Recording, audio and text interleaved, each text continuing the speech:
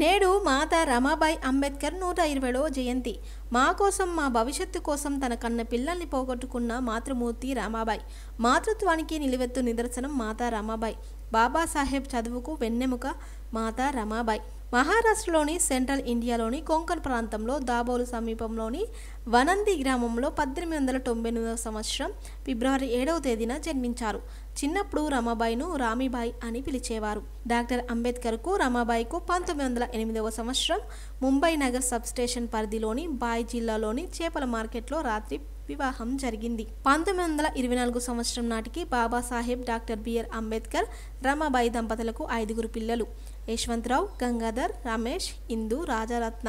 యశ్వంతరావు తప్ప మిగిలిన 4గురు పిల్లలు 2-2.5 సంవత్సరాల వయసులో రక్తహీనత, పోషకాహార లోపంతో చనిపోయారు. 1935 మే నెల 26న రమాబాయి ఆరోగ్యం మరింత క్షీణించి ముంబైలోని దాదర్లో నిర్యాణం చెందారు.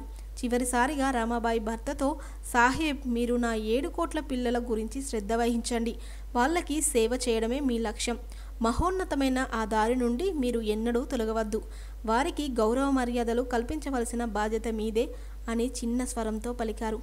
బాబాసాహెబ్ ఎంతో దుఃఖించారు. భార్య మరణంతో చిన్న పిల్లవాడు వలె బాబాసాహెబ్ ఏడ్చారు. వారం రోజుల పాటు గది నుండి బయటకు రాలేకపోయారు.